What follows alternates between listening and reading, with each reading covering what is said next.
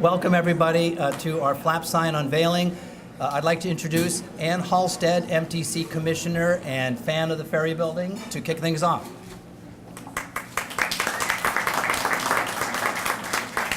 Thank you. In case you didn't know, that's Bobby Winston, who's the idea person behind many of the things going on here. Thank you, Bobby, for all you do for us.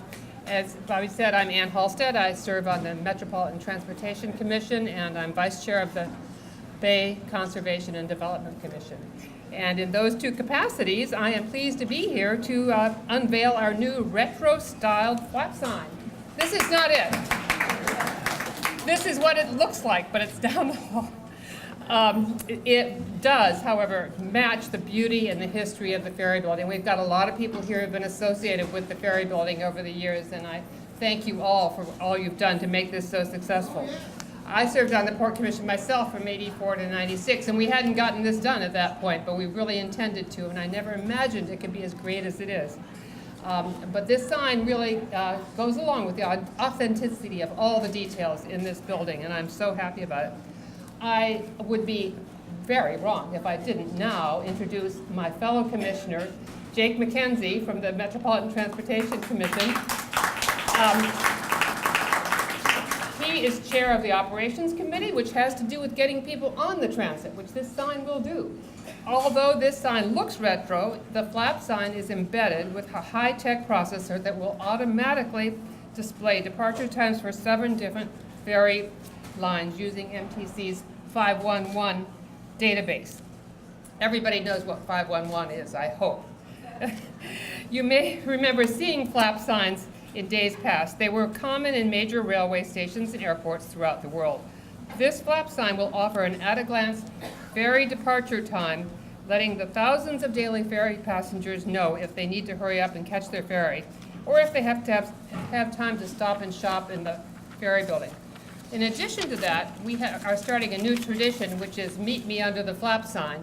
So tomorrow, when you need to meet your Valentine under the flap sign of the Ferry Building. The flap sign is a unique addition to MTC's Hub signage program, this is the hub of transportation. This is Hub signage, which is improving transit signage and schedule information for bus, rail, and ferry travelers in the 9 Bay Area county. On behalf of MTC, I want to thank all of our partners in this project, the Port of San Francisco, yay, Bay Conservation and Development Commission, yay, Equity Office, and for working with us over the past 3 years to bring this functional and beautiful sign to the Ferry Building. And now, I'd like to introduce Jane Connors, the Senior Property Manager at Equity Office, who oversees the Ferry Building. Good afternoon. I like to say that the Ferry Building runs me more than I run it. In Equity Office's 10 years as the investor and manager of the Ferry Building, we know how important it is to consider the many stakeholders' needs when making design decisions. This project alone actually took 4 years, because I think that's when I got the first email from Dave Stodgy and Pierce Gold at MTC. Also, Equity offers stewardship, and in the design and construction process was essential to this. The BCDC and Ports waterfront design and public access standards were also essential. And Chris Maney at Wilson Maney Sullivan also helped in determining some of the design integrity of this project. But finally, I want to talk about Bobby Winston's unflappable commitment to project managing the transit signs realization. There have been some flipping of opinions, some flapping of ideas, but in the end, our dialogue resulted in the Metropolitan Transit Commission's spectacular addition to the Ferry Building's most noted purpose, a place of transportation, arrivals, and discoveries. I would like to now introduce Monique Moyer, Executive Director of the Port of San Francisco, our esteemed partner here at the Ferry Building.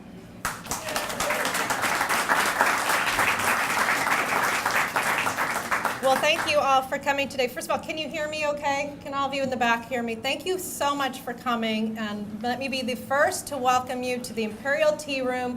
If you haven't had tea here, you've really missed out. This is a great place. You come here for tea, then you go over to the wine bar, you have a little wine and cheese, you make it down the hall, you get some bread, and then when you're late for dinner, you go a little bit farther and you buy some goodies to appease your spouse, and that's how we do it here in the Ferry Building. So you've all been indoctrinated, so on your way to meeting at the Flap, be sure and pick up a goodie and enjoy all of that there is to offer. This is an amazing year for San Francisco, for the San Francisco Bay region. This is the year the Port of San Francisco marks 150 years. And there are very few agencies that are 150 years old. There are some, but 150 years is an incredible time to think about. And think about what must have been happening here on the West Coast. The East Coast was embedded in Civil War. President Lincoln had just signed the Emancipation Proclamation, and out here in San Francisco, we were behaving with such unruliness that the state had to come along and put together the Port of San Francisco to consolidate the land use that was going on, sound familiar? Land use that was going on at the waterfront's edge and regulate what was happening as the edge was filled. And so the port's big project at that time was to make a seawall. And its next big project was to replace the ferry building. And so you may recall that I said the port is 150 years old. If you're good at math, you know that is 75 years before there was a bridge on the bay. And ferries was the only way that the growing population that was growing in the East Bay could come over to San Francisco and work. We are standing in one of what used to be the luggage rooms for the ferries when we moved from just passenger ferries many years later to car ferries. And so it's really important to remember that this building is not just for fun, it's not just for commuting, but it also is for responding to emergencies. And when the 1906 earthquake and fire happened, this building survived, which is amazing. And General Funston made a brilliant decision to protect the waterfront as his first priority from fire because he recognized the only way to keep people and goods coming in and out of the city was by ferry.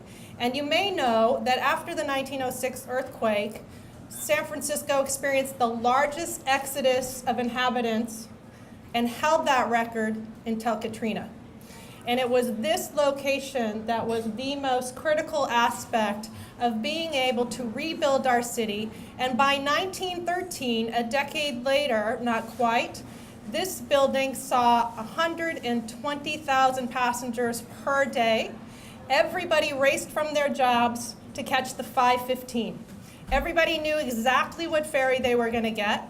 They had 30 minutes of peace and a little libation before they arrived home, and again, got on a trolley or a train, there weren't cars yet, and made it on about their day. And so it is just brilliant, I think, on the behalf of MTC, first and foremost, to continue to invest in this mode of transportation with the partners that they have in WETA, the Water Emergency Transit Authority, and all of the ferry operators. I saw blue and gold, I know Golden Gate is here, red and white, Hornblower.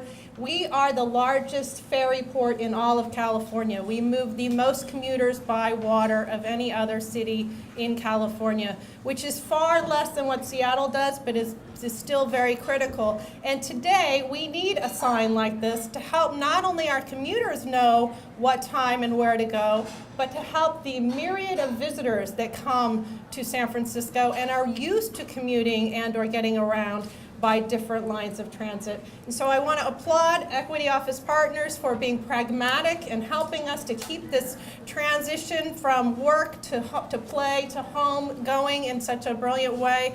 And I want to applaud Bobby Winston and Bay Crossings and all of our colleagues at BCDC and the Historic Preservation Commission for doing it in a way that is at one time modern, but also recognizes the incredible footprints that we are filling 100 years later. Thank you all for coming, and it is now my absolute honor to introduce the president of our Board of Supervisors, David Chu, a man who does not have a car and desperately needs ferries and ferry signs.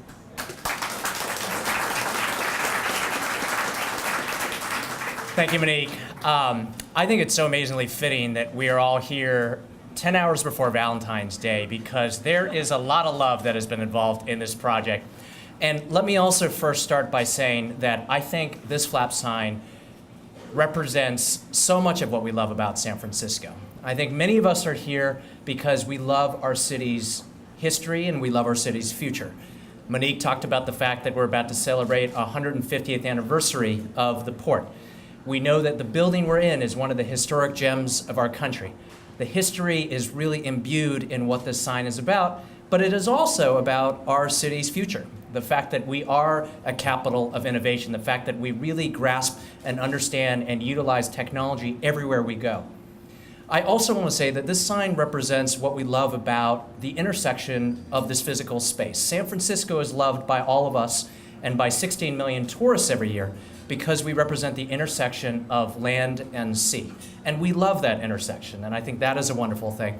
And I also want to just take a moment and thank the amazing ferry building community for being here, because but for our city agencies working together, but for our merchants who are here, but for those of you who are neighbors that partake in the goods and services that are here, and but for one individual whose labor of love I want to single out. Bobby Winston, can you please come over here?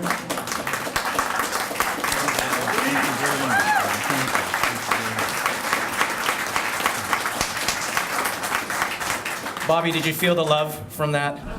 Yeah. I just want to, on behalf of the city, I want to thank all of the leaders who are here, because we can't do what we do without the partnerships with all of you, but in particular, Bobby Winston, Bay Crossing, hats off to you. Thank you very much.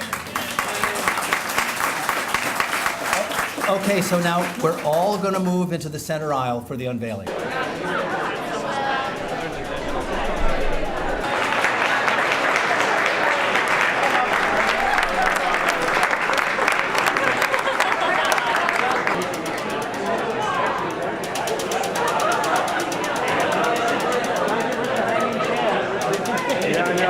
I came in this morning, I called him Bobby and I told him, hey, you got a broken flap.